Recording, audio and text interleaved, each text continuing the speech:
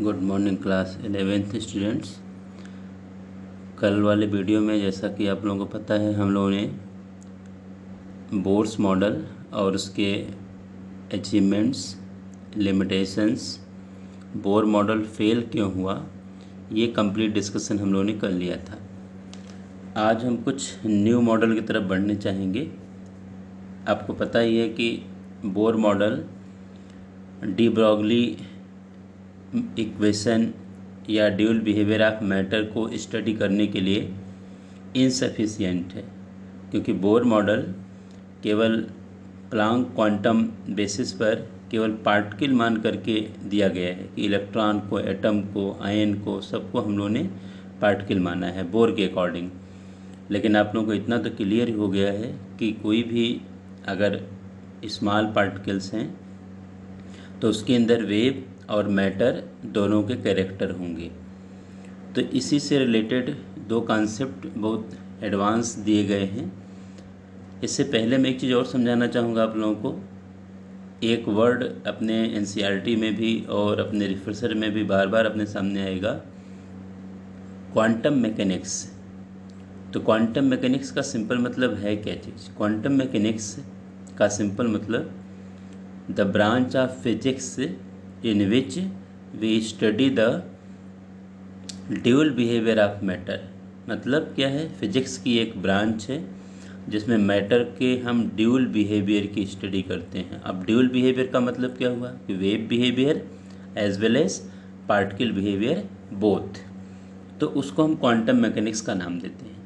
ये जो आपके सामने मॉडर्न कह सकते हैं कि अपनी क्वांटम मैकेनिक्स बनी है, इसमें तीन कॉन्सेप्ट बहुत पॉपुलर हैं। उनमें दो कॉन्सेप्ट अपने को डिस्कस करना है। एक तो de Broglie wave equation discuss करना है और आगे एक हाइजेनबर्ग अनसर्टेनिटी प्रिंसिपल डिस्कस करना है। थोड़ा सा डिस्कशन श्रोडिंगर वेव इक्वेशन का भी होगा क्वांटम नंबर से पहले। तो थोड़ा सा आप इस चीज़ को समझिएगा। तो जो डी ब्रॉगली ने क्या किया था, लुइस डी ब्रॉगली एक फ्रेंच फिजिस्ट यानी फ्रांस के फिजिक्स के साइंटिस्ट थे। 1924 gave a new idea of by stating that all moving material particle। अब देखो, जितने भी मटेरियल पार्टिकल, मास वाले पार्टिकल हैं, अगर उनके अंदर मूवमेंट है, माइक्रोस्कोपिक भी हो सकते हैं एज वेल एज मैक्रोस्कोपिक, मतलब बहुत छोटे वाले भी हैं, बहुत बड़े वाले भी हो सकते हैं, दोनों सिचुएशन है। हैव ड्यूल बिहेवियर, उनके अंदर क्या है कि पार्टिकल और वेव दोनों का बिहेवियर है, that is wave and particle nature। The wave associated with matter is known as matter wave with characteristic difference from the electromagnetic wave। मतलब कह सकते हो क्या, इससे पहले जो हम लोगों ने इलेक्ट्रोमैग्नेटिक वेव की बात की थी और जो हम लोग डी ब्रॉगली के अकॉर्डिंग मैटर वेव की बात कर रहे हैं, दोनों में बहुत ज़्यादा कैरेक्टरिस्टिक्स डिफरेंस है, मतलब दोनों सेम नहीं हैं। He correlated the two characters in the form of equation known as de Broglie equation. जैसे लैम्डा यहाँ पर वेवलेंथ है, lambda is equal to h upon m v. H यहाँ पर प्लांक कांस्टेंट है, एम मास है उस मटेरियल का और वी वेलोसिटी है। आपको पता है कि एम वी को हम लोग मोमेंटम यानी पी से भी डिनोट करते हैं। तो lambda is equal to h upon m v, इसका मैथमेटिकल एस्पेक्ट अपने सिलेबस में नहीं है, इसलिए केवल lambda is equal to h upon m v से अपना काम चलाना है, इससे से अपना काम हो जाएगा। तो एच प्लांक कांस्टेंट, पी जो है मोमेंटम है। अगर एक साथ यानी एम इंटू वी का प्रोडक्ट दिया गया तो आप पी मेंशन करिए, एम या वी दोनों अलग अलग हैं तो एम वी यूज़ करिए। तो where m mass of particle, v velocity, p momentum.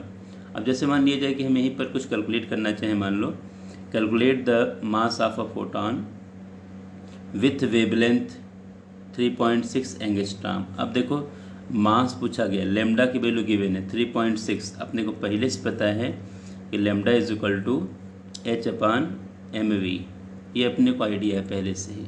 अब लैम्डा की वैल्यू गिवन है 3.6, लेकिन ये वैल्यू एंगस्ट्रॉम में है, तो आप इसको मीटर बना लो इंटू 10⁻−10। अगर 3.6 एंगस्ट्रॉम वैल्यू है 10⁻−10 के लिए, तो ये पूरी वैल्यू लैम्डा की मीटर में आपने कन्वर्ट कर ली।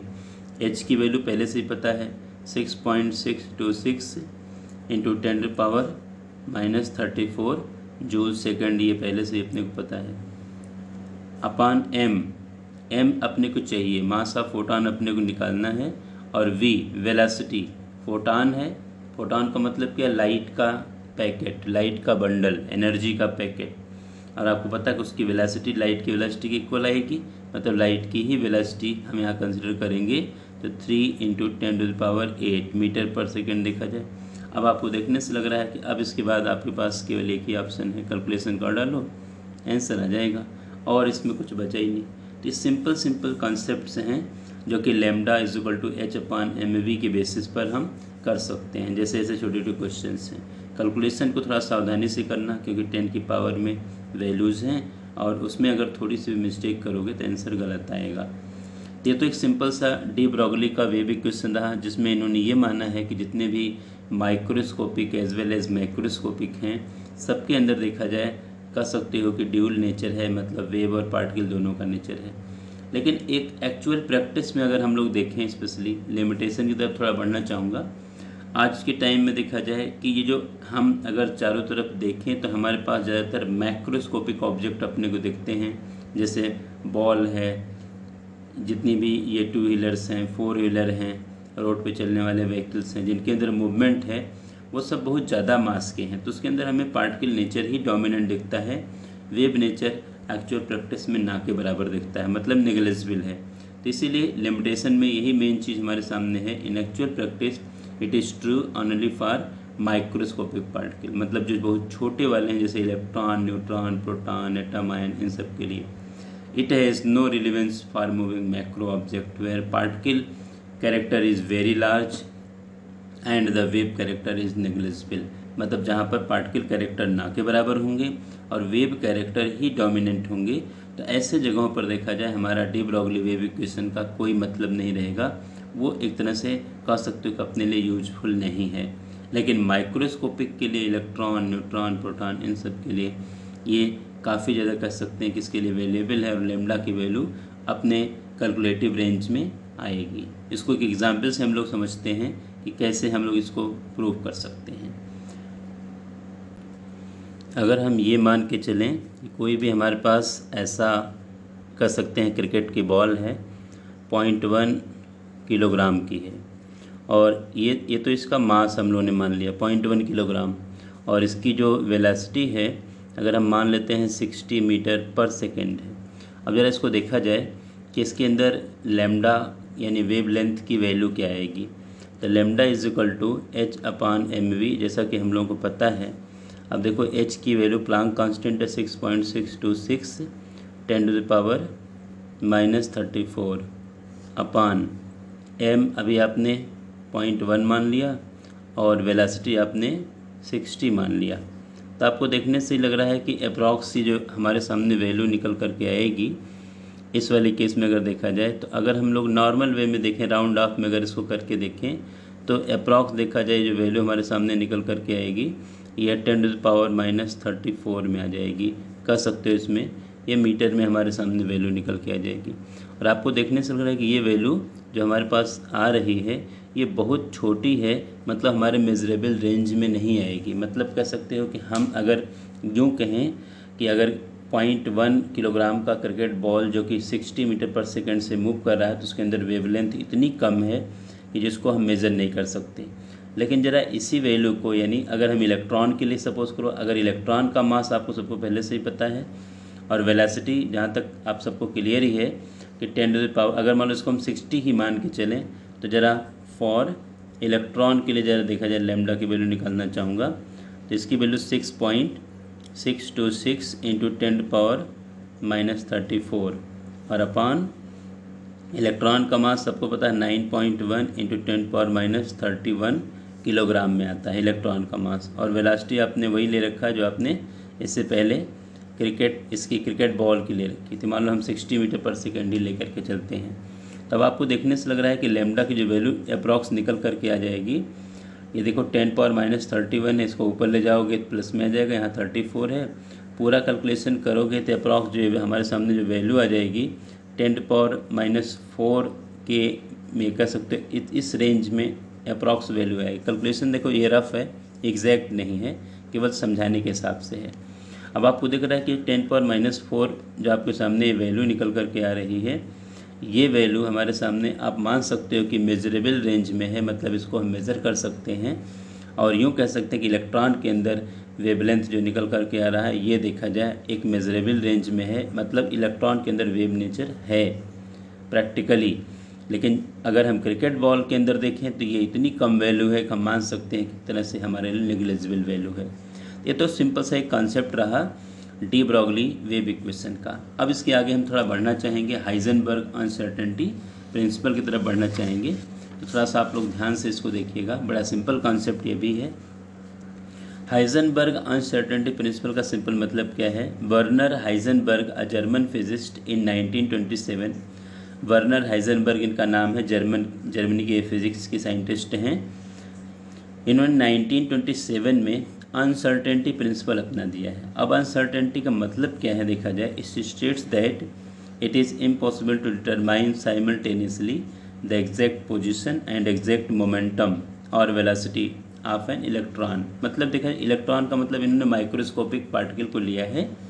कह सकते हैं कि अगर हम किसी भी एक ही समय मान लो किसी भी माइक्रोस्कोपिक ऑब्जेक्ट की एग्जैक्ट पोजीशन निकालना चाहें और या हम एग्जैक्ट मोमेंटम मतलब क्या होता है? एमवी, आपको पता है। और मास कभी भी किसी का चेंज कभी नहीं होता, केवल वेलोसिटी चेंज होती है, इसीलिए हम लोगों ने और वेलोसिटी करके ले रखा है टू एन इलेक्ट्रॉन। तो मैथमेटिकली अगर हम इस चीज़ को देखना चाहें तो देखो, जो डेल्टा एक्स जो हमने यहाँ ले रखा है, यह अनसर्टेनिटी इन पोजीशन है, delta x into delta P, यह अनसर्टेनिटी इन मोमेंटम है, क्योंकि इन्होंने साइमल्टेनियसली देखा जाए पोजीशन और मोमेंटम को लिया है। इक्वल टू और ग्रेटर देन h/4π h, फिर वही प्लांक कांस्टेंट, और 4 और पाई जो आपको पहले से पता है 3.14 जिसकी वैल्यू हम लोग रखते हैं। तो यहाँ पर जब कभी भी न्यूमेरिकल सॉल्व होगा तो ये जो हमारा इक्वेशन है, यहाँ इक्वल साइन करके हम सॉल्व करेंगे। यहाँ पर इक्वल टू और ग्रेटर देन लेना पड़ेगा नॉर्मली स्टेटमेंट में, लेकिन न्यूमेरिकल में इक्वल कंसिडर करना पड़ेगा। और अब इसी को थोड़ा और इलेबोरेट कर दिया जाए, डेल्टा एक्स इंटू डेल्टा, अब देखो पी की जगह पर हमने एमवी ले रखा है। अब यहाँ पर mass into velocity equal to और ग्रेटर देन h/4π। आपको पता है कि मास कभी चेंज नहीं होता किसी, ये हमेशा कांस्टेंट है हर जगह। वेलोसिटी में वेरिएशन आएगा, इसीलिए delta x into delta p equal to और ग्रेटर देन h/4π, और एम को आप इधर ले आइए तो इंटू एम आ जाएगा। तो इस तरह से देखा जाए, यह डेल्टा एक्स अनसर्टेनिटी इन पोजीशन है और delta we uncertainty in velocity है। और इन दोनों का प्रोडक्ट अगर निकाला जाए तो ये पूरी एच की वैल्यू रख दिया जाए, 4π एम की वैल्यू रख दिया जाए, तो इन दोनों की अनसर्टेनिटी कितनी है वो निकल करके आ जाएगी। आगे देखा जाए, इसी को हम लोगों ने क्लियर किया है। डेल्टा एक्स अनसर्टेनिटी इन पोजीशन है, डेल्टा पी और डेल्टा वी जो है अनसर्टेनिटी इन मोमेंटम या वेलोसिटी है। अब इसके सिग्निफिकेंस को थोड़ा देखा जाए कि क्या इसका सिग्निफिकेंस है हाइजेनबर्ग अनसर्टेनिटी प्रिंसिपल का। ये छोटे छोटे स्टेटमेंट्स हैं, आप लोग थोड़ा स्टेटमेंट अच्छी तरह से लर्न करना, याद करना। इस पर न्यूमेरिकल्स बनते हैं, न्यूमेरिकल पर प्रैक्टिस करने की ज़रूरत पड़ेगी आप लोगों को। अब सिग्निफिकेंस ऑफ अनसर्टेनिटी प्रिंसिपल की तरफ मैं बढ़ना चाहूँगा। The effect of Heisenberg uncertainty principle is significant only for motion of microscopic object. फिर वही बात आ गई, जैसे कि इसके पहले हम लोगों ने डी ब्रॉगली वेव इक्वेशन में देखा था कि माइक्रोस्कोपिक के लिए ये इनसिग्निफिकेंट था, लेकिन माइक्रोस्कोपिक के लिए सिग्निफिकेंट था। वैसे ही यह हाइजेनबर्ग अनसर्टेनिटी माइक्रोस्कोपिक ऑब्जेक्ट के लिए इसकी कुछ वैल्यूज़ अपने को मिलेगी, लेकिन मैक्रो के लिए नेग्लिजिबल वैल्यू आएगी। अब एक एग्जांपल लिया गया, देखो अगर हम लोगों ने 1 मिलीग्राम मास का कोई ऑब्जेक्ट ले रखा है और 1 मिलीग्राम मास के ऑब्जेक्ट को देखा जाए, हम लोग क्या करना चाहेंगे, यहाँ पर पोजीशन और वेलोसिटी के अनसर्टेनिटी का प्रोडक्ट निकालना चाहते हैं। तब देखा जाए वही फार्मूला लेंगे, delta x into delta v is equal to h/4π m। मैंने कहा ना कि इक्वेशन सॉल्व करते समय इक्वल टू और ग्रेटर देन को इक्वल मान के करना है अपने को, ये हमेशा ध्यान रखना। तो आगे देखने से ही लग रहा है कि 6.626 10⁻34, ये तो एच की वैल्यू है, प्लांक कांस्टेंट 4, पाई की वैल्यू 3.14, और मास जो है 1 मिलीग्राम का है, तो उसको जब आप किलोग्राम में कन्वर्ट करोगे तो 10⁻6 किलोग्राम में आ जाएगा।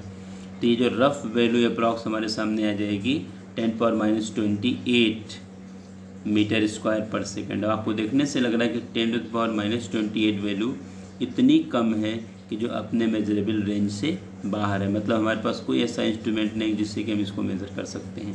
तो ये पोजीशन और हाँ, डेल्टा एक पोजीशन और वेलोसिटी के अनसर्टेनिटी का प्रोडक्ट है।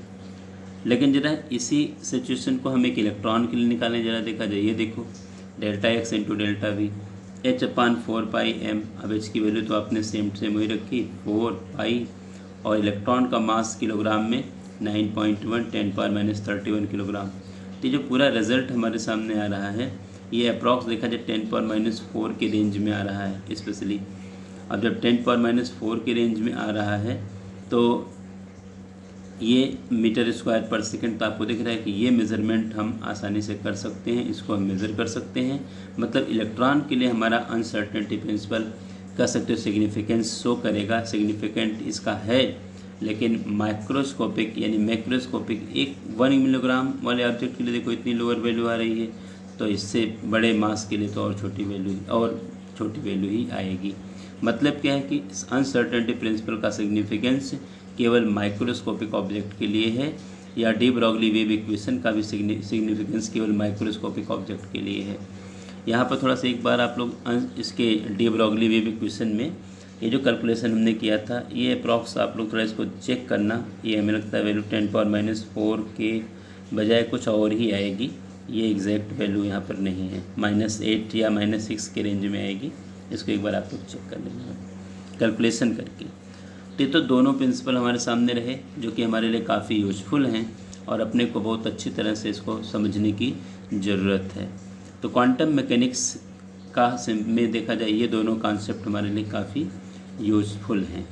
अब इसके आगे थोड़ा सा हम लोग क्वांटम नंबर की तरफ बढ़ना चाहेंगे, लेकिन क्वांटम नंबर समझने से पहले थोड़ा सा हम श्रोडिंगर वेव इक्वेशन की बात करेंगे और ऑर्बिटल कॉन्सेप्ट की बात करेंगे, और एक छोटा सा डिफरेंस हम बताना चाह रहे हैं इलेक्ट्रोमैग्नेटिक वेव और पार्टिकल मैटर वेव, जैसा कि हाइजेनबर्ग ने कंसिडर किया है, उसने श्रोडिंगर ने कंसिडर किया है।